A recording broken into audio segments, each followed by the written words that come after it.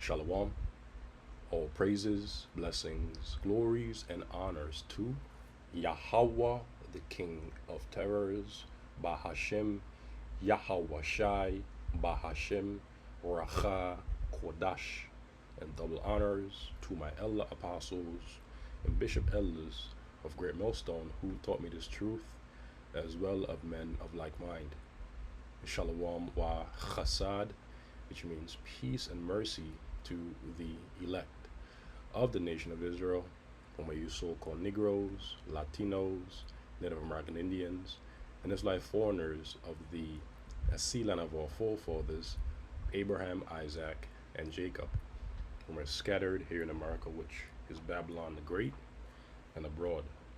To you I say Shalom, beginning with the 144,000 prophets, and Yahweh Bahashem, Yahweh Shai, willing, this lesson is edifying. My name is Kwanawath, and the inspiration for this lesson came from this image that you brothers and sisters see before you of the upcoming Apple TV series Neuromancer, right? As you can see here, the individual has some sort of a brain device, neurological device, stamped into the back of his head, right behind his ear. And it immediately reminded me of the book of Revelation, the 13th chapter, regarding the mark of the beast, which is the RFID microchip, also known as the NFC chip implant in Europe, also known as the bio, which the word bio means alive or living, a chip implant, and also known as the brain chip implant, i.e. Elon Musk's Neuralink, among others, right? And this is nothing more than predictive programming, all right, towards the gradual and eventual global introduction and subsequent mandation of the mark of the beast, right? Now, what is this series about? Neuromancer from Wikipedia is a 1984 scientific fiction novel by William Gibson, set in the near future. The narrative follows Case, a computer hacker enlisted into a crew by a powerful artificial intelligence and a traumatized former soldier to complete a high-stakes heist. It was Gibson's debut novel and, after its success, served as the first entry into the Sprawl trilogy, followed by Count Zero, 1986, and Mona Lisa Overdrive, 1988. Gibson had primarily written countercultural short stories for science fiction periodicals before Neuromancer. Influences on the novel include the detective story of Raymond Chandler, the comic art of Gene Gerard, and William S. Burroughs' Naked Launch, 1959. Neuromancer expanded and popularized the setting and concepts of an earlier Gibson story, Burning Curl, 1981, which introduced cyberspace, a digital space traversable by humans, and jacking in a bio, which the word bio means alive or living, mechanical method of interfering with computers. And we know and understand that according to biblical prophecy, the elites will be able to have biological slash a technical interference between humans and machines slash computers slash AI through the chip, right? Neuromancer is a foundational work of early cyberpunk. Although critics differ on whether the novel ignited the genre or if it was lifted by its inevitable rise, they agree it highlighted the genre's key features, like the placement of technological advancement against societal decay and criminally. This reminds me of movies like the one starred by Wesley Snipe and Sylvester Stallone, Demolition Man, all right, among others. Gibson's novel also defined the major conventions and terminology of the genre, cyberspace, checking in, and intrusion, countermeasure, electrons, ICE. Critics discuss the novel in the historical context of the 1970s and 1980s, a period marked by conservatism, deregulation, and free market economics. Neuromancer was released without significant hype but became an underground hit through word of mouth. It also makes us think of games like Cyberpunk, for example. Following release, it received critical acclaim and transformed the science fiction genre. Mainstream recognition raised Gibson from relative obscurity. It remains the first and only novel to win all three of the Hugo Award, the Nebula Award for Best Novel, and the Philip K. Dick Award. It has been regarded as a classic work of the cyberpunk genre and in 2005 was named one of Tim's all-time 100 novels. And this concludes a basic summary of Neuromancer, right? Which is what this Apple TV upcoming series will be about.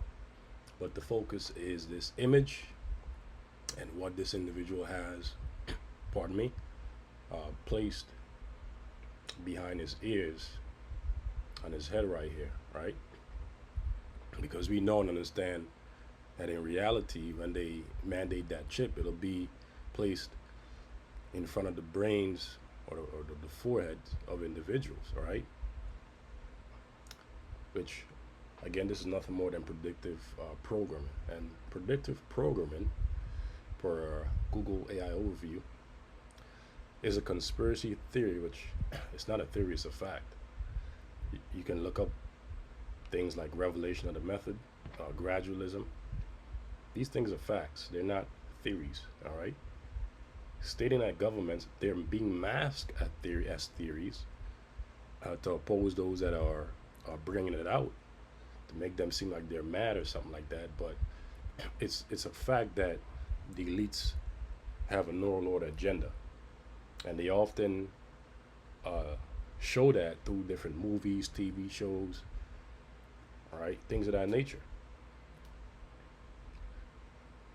Stating that governments, elites, or media creators use movies, television shows, and books to psychologically condition the public for major future events, which is true. Disasters or societal shifts. Origins and core concepts. The term was popularized by theorist Alan Watt, who defined it as a subtle form of psychological priming. Proponents believe that by showing catastrophic events, total surveillance, or loss of freedom in fiction, people become familiar with the ideas. So that when these ideas become realized in reality, people will have no problem with it. Of course, some will buck up against it, but the vast majority that are dumb and simple, they'll go along with it because they'll have like a general basic idea of what to expect, you know, how society will be shaped moving forward, and so on and so forth. When or if these changes happen in real life, the public accepts them, you see, as a normal or inevitable progression rather than resistance. Common examples and explanations include believers often point to older films or shows that feature dystopian themes, plagues, or attacks that simply mirror later real world tragedies. Skeptics and cultural critics explain these matches differently, noting that science fiction writers and filmmakers simply extrapolate current technological and society or social, and social trends to their logical or dramatic conclusions, or that coincidence and confirmation bias make random similarities look meaningful. And that is basically a summary of what predictive programming is. Now let's read the book of Revelation chapter 13 and a few of the scriptures, and then conclude this lesson. Lord's willing, it has been edifying and informative. Don't want to make it too long, but let the Spirit flow. Revelation chapter 13, verse 16, and the he is referring to the wicked elite banking families of Esau, Edom. All right, who, according to the book of Malachi, chapter 1, verse 4, is the wicked, identified as the so-called Caucasian race today. Causeth all people on the earth except for the elect of the nation of Israel, whom Yahweh Bahashem Yahweh Shai will preserve and keep from the hour of temptation, which is the hour of trial through the idea of piercing. All right, that is the trial of the Israelite man, woman, and child's fidelity towards Yahweh Bahashem Yahweh Shai. And only the elect will succeed, whereas 2/3 of the nation of Israel will fail and eventually be destroyed by thermonuclear fire, pursuant to biblical prophecy. All right, right along with America Babylon the Great, pursuant to biblical prophecy. You see the book of Isaiah, the 13th chapter, the latter end of the chapter, Isaiah, the 14th chapter, Revelation 18, Revelation 9, Revelation 8, and many other chapters, okay, that prophesies the destruction of America Babylon the Great by way of nuclear fire. All right. It says, and he causeth all, both small and great, rich and poor, from a newborn baby to an elderly senior in society, rich and poor, whether they be rich or poor in society, free and bond, whether they be free or in bondage, in the jail systems of society, to receive a mark in their right hand or in their foreheads, which is that chip, and that no man might buy or sell, save he that had the mark of, or the name of the beast, or the number of his name. So no man will be able to buy or sell in society unless they have that chip, that mark, right? The beast is the pagan Roman Empire, which came back in the form of NATO and the EU, with America being an extension of that empire, that is the beast, right? And so again, no man will be able to buy or sell, will be able to participate in the buying and selling of goods and services in society, save unless he that had the mark, right, which is the RFID microchip, also known as the NFC chip implant in Europe, also known as the biochip implant and the brain chip implant. All right, again, i.e. Elon Musk's Neuralink, among several others. Here is wisdom. Let him that hath understanding count the number of the beast, for it is a number of a man, and his number is 666, which all ties back to the mark of the beast, the RFID microchip, right? And the technology that will be, powering the chip, so to speak. It all ties back to the chip. All right. For the sake of time, I'm not gonna go, too much into it. That part, there's lessons out there, but now we'll go to the book of Revelation, chapter 16. Just wanted to get this lesson done before I head out for work. I saw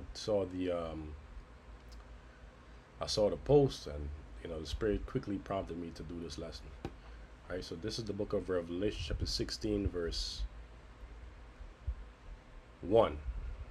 And I heard a great voice out of the temple saying to the 7 angels, Go your ways and pour out the vials of the wrath of Yahweh, Bahashem Yahweh Shai, upon the earth. And the first went and poured out his vial upon the earth. And there fell a noisome and grievous sore upon the men which had the mark of the beast, and upon them which worshipped his image, which the image of the beast is the system of the beast. Everything that comprises this man's system is the image, right? From his laws, his various infrastructures, whether it be his financial infrastructure, his architectural infrastructure, all right? His M to the E to the D to the I, the rest. I have to say it like that so that they won't flag this lesson as being misinformation. All right, all these things comprises this man's system, which is the image of the beast. And those that worship the beast and his image and receive his mark, they're going to be inflicted with a noisome and grievous sore in the form of a cancer, all right, for taking that chip, before they are eventually, pursuant to Revelation, the 14th chapter, destroyed. by nuclear fire right along with this place. As you can see in the headline, doomed for worshippers of the beast. Revelation chapter 14, verse 9. And the third angel followed them, saying with a loud voice, if any man worship the beast in his image, and receive his mark in his forehead or in his hand, the same shall drink of the wine of the wrath of Yahweh, the King of terrors, Bahashem Yahweh, which is poured out without mixture into the cup of his indignation, meaning his righteous anger. That he shall be tormented with fire and brimstone from the weapons of his indignation, pursuant to the book of Jeremiah chapter 50 verse 25, which are the ICBM nuclear missiles, in the presence of the holy angels and in the presence of the Lamb, who is our Lord and Savior Yahweh. And the smoke of their torment ascended up forever and ever, meaning for a period of time. It doesn't literally mean forever and ever and ever.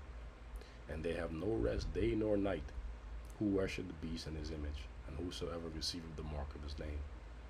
So this is the punishment for those that worship the beast in his image and receive his mark. Here is the patience of the saints, and who are the saints? The Israelites, but it begins with the elect of the nation of Israel. Here are they that keep the commandments of Yahweh, the King of terrors, Bahashem Yahweh, and the faith of Yahweh. So we are another day closer to the global introduction and subsequent mandation of the mark of the beast. Things are moving very fast, but of course the elites are still pushing things out there to condition the minds of the people, right? Gradually. And so look at that. So we almost there, brothers and a few sisters. So with that, I'll conclude this lesson, Lord's willing. It has been edifying to the elect and informative. And I'll catch you, brothers and a few sisters, Lord's willing, in the next lesson. Shalom.